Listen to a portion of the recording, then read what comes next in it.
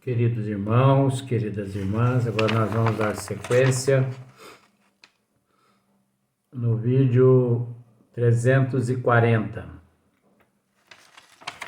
e no livro dos Espíritos, na questão de número 316, onde Kardec faz a seguinte pergunta: no além,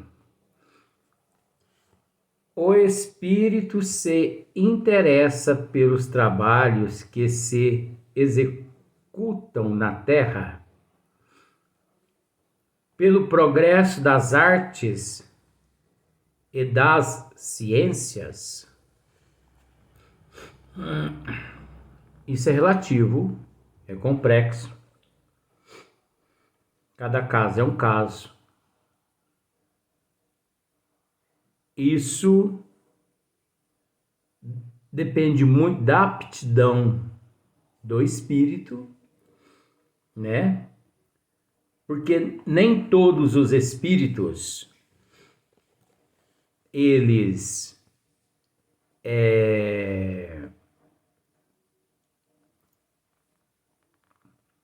nem todos os espíritos têm interesse pelas artes,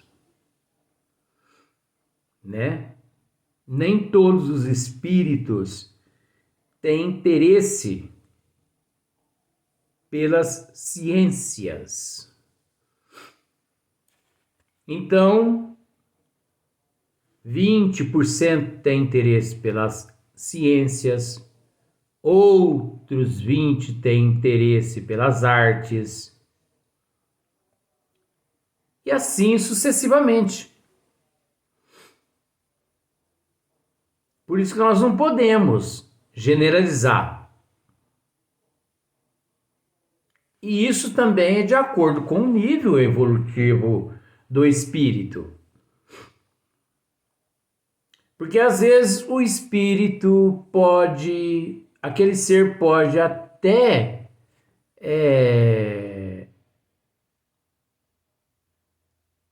ter interesse por arte,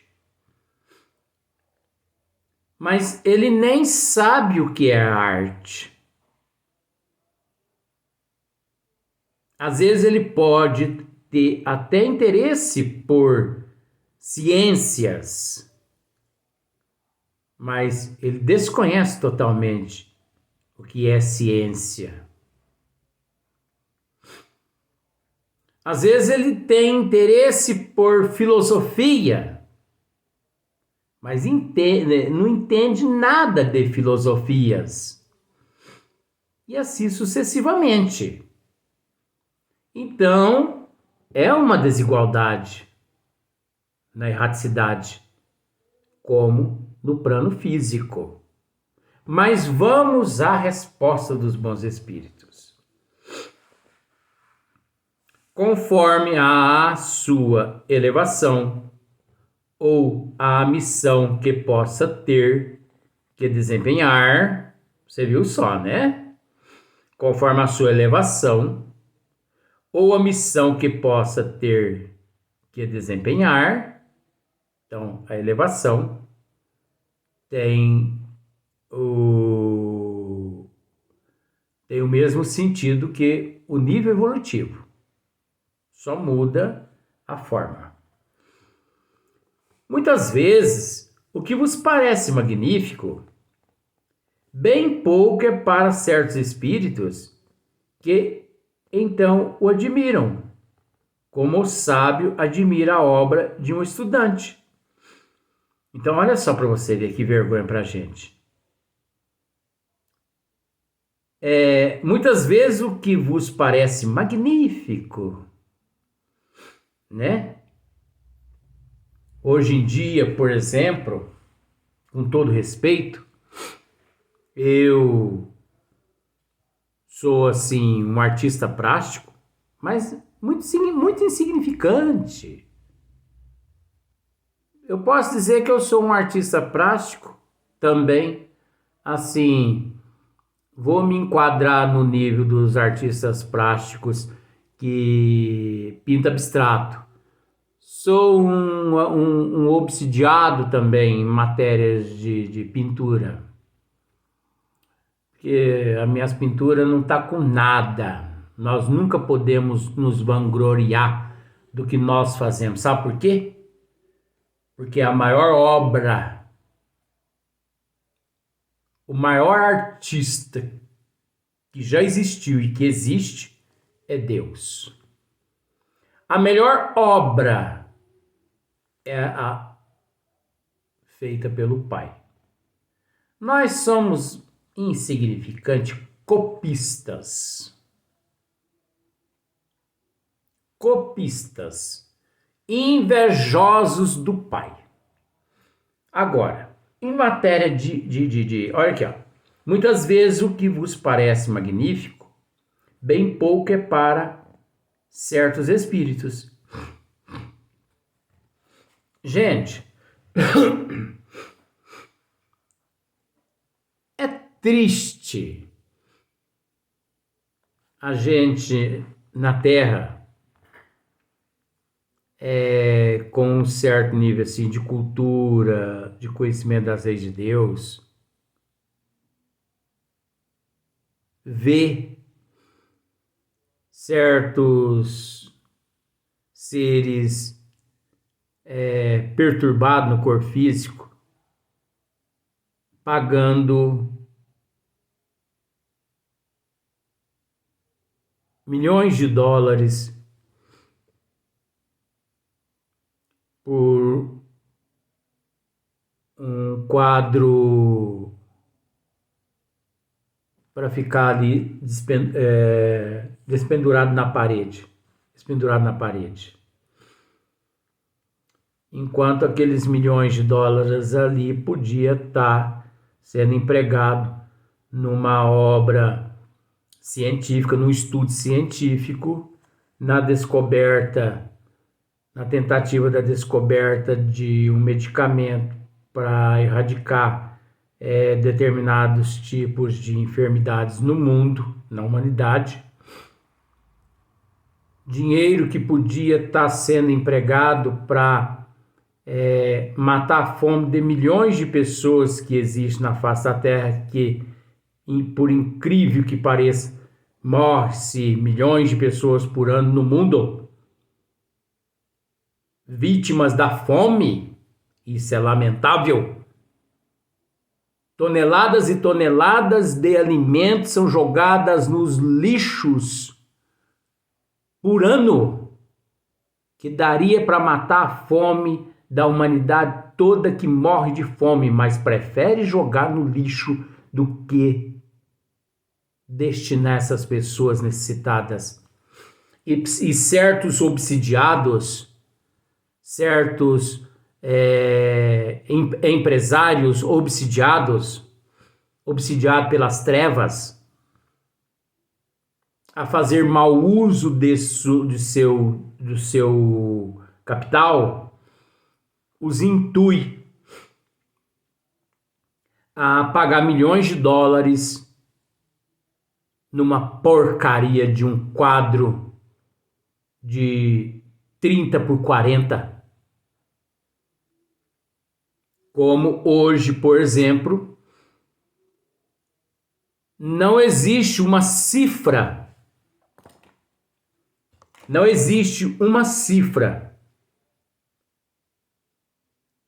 que possa representar o quadro de Mona Lisa, que não deixa de ser uma porcaria perante as obras divinas. Esse outro quadro representado o Salvador, não sei o que, é um quadro de Leonardo da Vinci também, que muitos acham que não foi Leonardo da Vinci que pintou, mas foi Leonardo da Vinci sim, de acordo com relatos da espiritualidade. Um perturbado comprou ele não sei por quantos milhões de dólares. Dá mais de 1,4 bilhão de reais.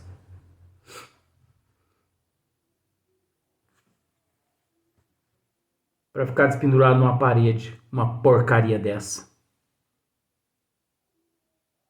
Obras de Caravaggio, obras de Picasso,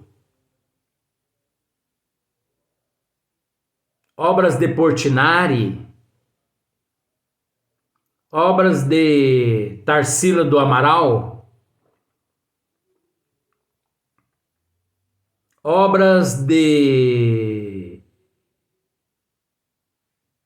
Claude Monet, obras de Lautrec,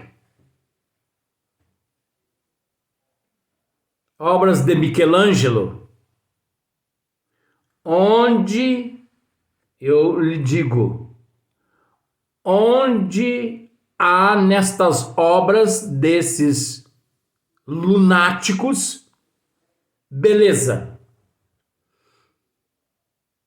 Miro e muitos outros. Onde há beleza nestas obras, para valer o que hoje eles nas galerias de obras de arte, nos leilões, conseguem arrecadar.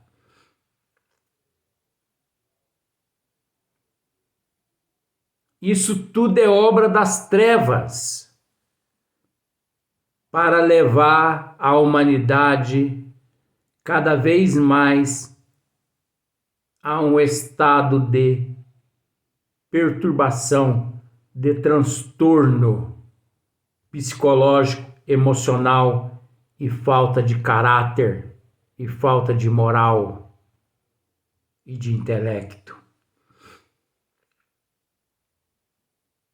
Empresários esses que gastam bilhões de dólares em um quadro, mas que não são capazes de amparar uma ONG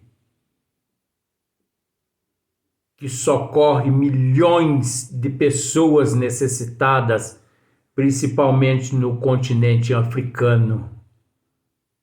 Não é só no continente africano, não. No mundo todo. Mas vamos falar do continente africano, onde aquelas criaturas, durante toda a existência, foram usados, sacrificados pelo resto do mundo. Ah, Luiz, mas existe a lei de causa e efeito, ação e reação. Vamos largar de palhaçada, gente. Vamos esquecer. Espírita, principalmente, não deve ficar preocupado com ação e reação, causa e efeito, não, gente. Espírita, ele tem que se preocupar que ali à sua frente encontra-se um seu irmão em processo de evolução, não importando o que ele fez ou deixou de fazer. Porque assim nosso Senhor Jesus Cristo nos ensinou: aquele que estiver sem nenhum pecado, atira a primeira pedra. Agora o espírita, mas ele plantou, né? Está colhendo, então eu tenho que passar por isso aí mesmo. Eu uma vez participava de um trabalho numa casa espírita em São Sebastião do Paraíso, e de tanta mediocridade eu parei de frequentar essa casa, de ajudar num trabalho de assistência social nessa casa. Parei. Por quê? Porque eles estavam fazendo distinção. Eles estavam fazendo distinção. Você entendeu? e eu não vou relatar que tipos de distinção. Eu não vou relatar porque eu não quero.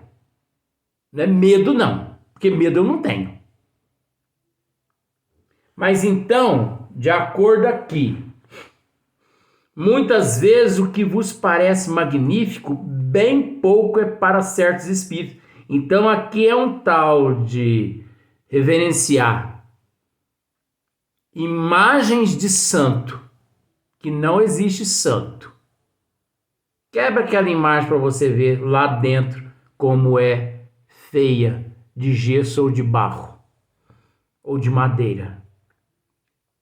Por fora existe um belo trabalho de um escultor, mas por dentro é como se diz, por fora não sei o que, e por dentro é pão borolento, borolento, um negócio assim. Por fora, belas violas, lembrei, por fora, belas violas, por dentro, pão borolento. É borolento? Embolorado? É um negócio assim, né? Por dentro é pão embolorado. Quebra para você ver. Então essas obras de arte que não tem nada de arte, isso é uma aberração do espírito, isso é um transtorno do espírito que foi permitido em determinada época da humanidade, ele jogar aquele sentimento para fora no mármore, transformando em escultura, na madeira e na tela, aquilo que ele trazia por dentro. Era uma forma que os artistas possuíam de não parar no hospital psiquiátrico devido à loucura que possuía, transferia para a tela a loucura. E o mais interessante é que depois os mais loucos ainda que eles passaram a reverenciar, a elogiar, a comprar os quadros dos loucos por bilhões de dólares, mostrando ser mais loucos do que aqueles loucos. Muitas vezes o que vos parece magnífico, bem pouco é para certos espíritos, que então o admiram, como o sábio admira a obra de um estudante. Então, olha só para você ver. Que, então, o admiram, como o sábio admira a obra de um estudante. Atentam apenas no que provê a elevação dos encarnados e seus progressos. Isso é vergonhoso. A situação evolutiva da humanidade na Terra é vergonhoso. Como apreciam o que não presta e desvalorizam aquilo que presta. É interessante. Quantos milhões de vidas esta obra tem salvado? Vamos pensar assim, salvado. O Livro dos Espíritos.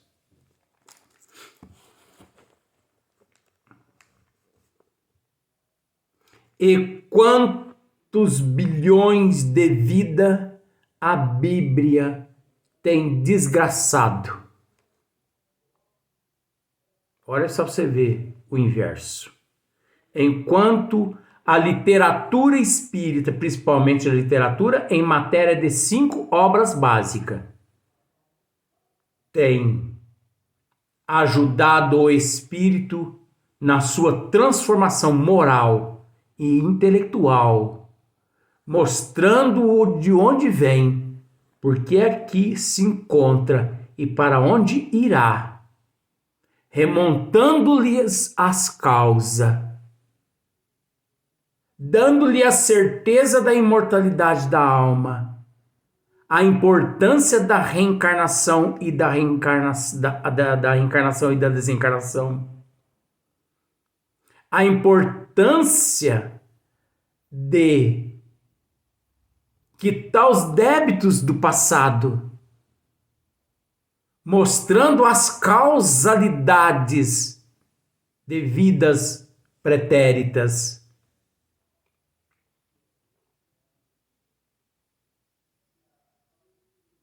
Mostrando-nos a lei de causa e efeito, mostrando-nos a pluralidade das existências, enquanto a literatura espírita nos mostra a importância da fé na lei do futuro. Enquanto a literatura espírita nos mostra Código Penal das Vidas Futuras, a importância de nos arrepender, a importância de nós pedirmos perdão, a importância de nós repararmos o nosso erro através das milenárias reencarnações. Enquanto a literatura espírita nos mostra, nos ensina que nós somos os nossos únicos inimigos e os nossos únicos amigos. E que os verdadeiros monstros moram dentro de nós, que é o orgulho, a inveja, o ciúme, a avareza, o egoísmo, a inveja, o ciúme, a não resignação, a falta de humildade.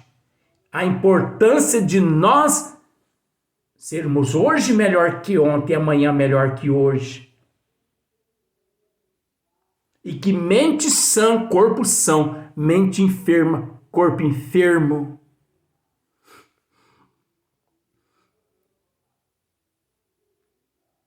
Essa é a literatura divina. Enquanto a literatura espírita, que é as 5 obras básicas, tá? Não estou falando de outros, não. Nos ensina isso. O que a Bíblia ensinou à humanidade?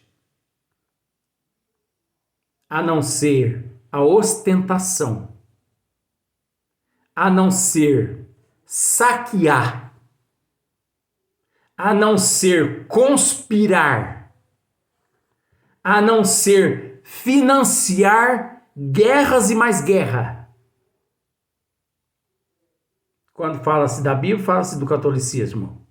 O catolicismo é a doutrina que mais se desgraçou com o progresso da humanidade. Eu já disse e repito, estude você a vida dos papas. Mas não adianta dizer, né? Enquanto a literatura espírita nos ensina tudo o que eu acabei de dizer, o que o catolicismo tem para ensinar para a humanidade? Ensina apenas à humanidade: venha a nós, venha a nós, venha a nós. Ensina o adepto a pagar dízimo, a pagar casamento, a pagar uma missa, a pagar um casamento, pagar um batizado. Ensina o adepto a meter a mão no bolso e ficar mais pobre do que já é, com a promessa do perdão eterno. Você que não trata de melhorar a sua moral para você ver não onde é que você vai parar. Depois de um crame. Porque oportunidade você está tendo. Você não precisa se tornar um espírita. Ninguém necessita se tornar espírita. Até porque espiritismo não é religião. Espiritismo é ciência.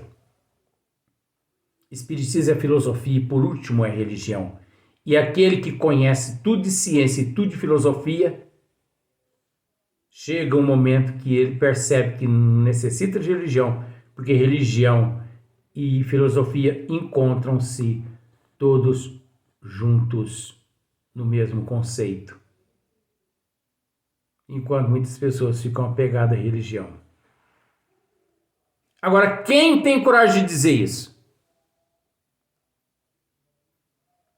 Ninguém, né? Vamos para a próxima pergunta. E o próximo vídeo também.